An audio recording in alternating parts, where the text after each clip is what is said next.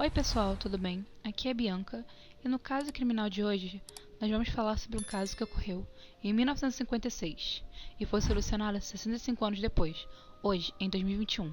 O caso de hoje se chama The Love Birds Murders.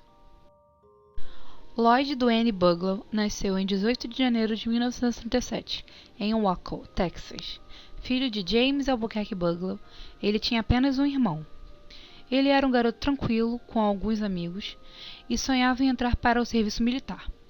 Quando atingiu idade para isso, conseguiu entrar para a Força Aérea dos Estados Unidos. Patricia Joyce Calixte nasceu em 20 de agosto de 1939, no condado de Cascade, Texas, filha de Henry e Catherine Calixte, e tinha dois meios-irmãos, Evelyn e Jonathan, filhos do primeiro casamento de sua mãe, e era chamada de Patty por seus amigos e familiares. Todos diziam que ela era muito bonita, tinha um sorriso lindo e que estava muito feliz por ter entrado no high school no ano em que tudo aconteceu. Os dois se conheceram durante um casamento de um primo de Patrícia, um mês antes do caso acontecer. A Patrícia tinha 16 anos e o Lloyd tinha 18. Apesar de se conhecerem há apenas algumas semanas, os jovens eram inseparáveis e falavam sobre o futuro juntos. Lloyd foi calorosamente abraçado pela família de Patty, e ele até ficou na casa dos Calixte durante o Natal de 55. Indo direto ao caso, no dia 2 de janeiro de 1956, Lloyd e Patrícia resolveram dar uma volta de carro. Tinham acabado de passar as datas do Ano Novo e, por a família dela gostar bastante dele, foi permitido que eles ficassem juntos até um certo horário, que a mãe da Patrícia tinha dito a eles. A família da Patrícia sabia que ela estava com o Lloyd, na noite de 2 de janeiro. Quando Patrícia não voltou para casa no horário em que sua mãe tinha mandado, eles não entraram em pânico imediatamente, pois pensaram que Patrícia poderia ter ido à casa de um de seus irmãos. Ao passar das horas, a mãe da Patrícia ligou para seus filhos mais velhos, perguntando sobre a filha mais nova, mas eles disseram que ela não tinha ido até a casa deles. A família deles começaram a considerar a possibilidade de que Pat e Lloyd tivessem fugido, como a irmã mais velha de Patrícia tinha feito na idade dela. Suas suposições se transformaram em horror, quando no dia 3 de janeiro, 3 meninos estavam fazendo caminhada em Great Falls, Montana, quando se depararam com uma cena horrível. Na estrada de terra estava um jovem que havia levado um tiro na cabeça. Suas mãos estavam amarradas nas costas, com o que mais tarde foi determinado ser seu próprio cinto. Ao lado dele estava um carro vazio, com os faróis acesos e o motor ainda funcionando. A polícia rapidamente descartou o roubo como motivo de assassinato de Lloyd, já que ele foi encontrado com $5 pelo corpo. Sua câmera cara estava intocada no banco de trás do seu carro. Quando a polícia soube que Lloyd havia saído com sua namorada na noite anterior, uma namorada que agora estava desaparecida, eles rapidamente entraram em ação.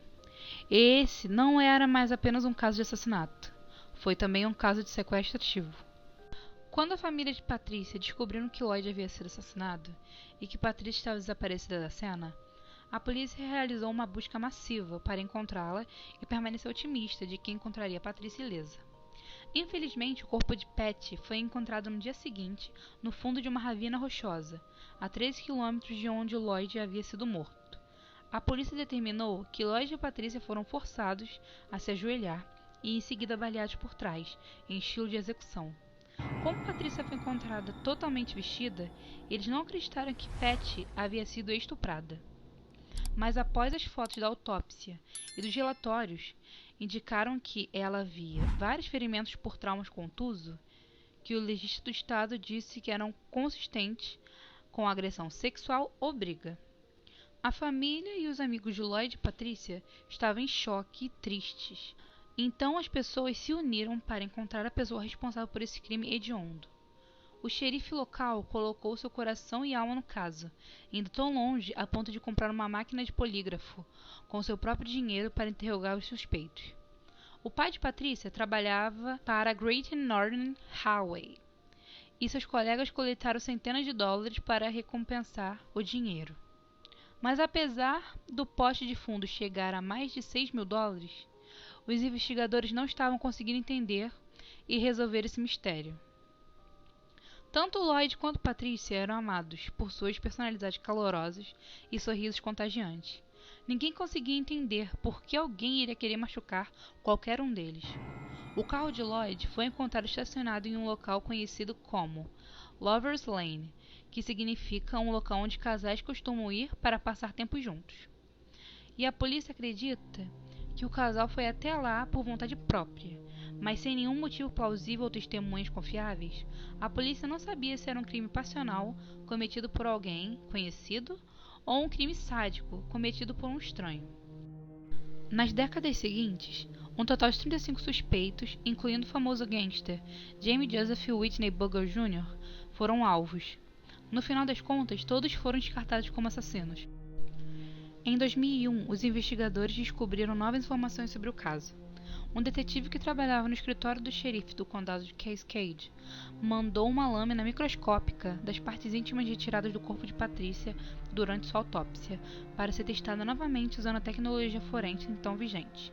O laboratório encontrou uma célula de esperma que não pertencia a Lloyd, sugerindo que Patricia havia de fato sido estuprada. Em 2021, os investigadores anunciaram a identidade do homem provavelmente responsável pelo assassinato de Lloyd e pelo estupro e assassinato de Patricia, e ele se chamava Kenneth Gold, que tinha 29 anos na época do assassinato.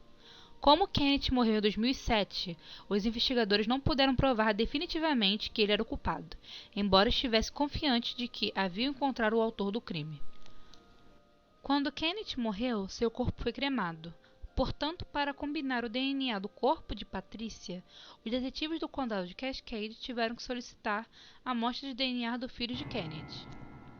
O sargento detetive John Cadner, que assumiu o caso em 2012, disse: "Eu não tinha certeza de como eles iriam reagir quando eu cheguei até eles dizendo: 'Ei, seu pai é um suspeito nesse caso.' Mas foi ótimo trabalhar com eles."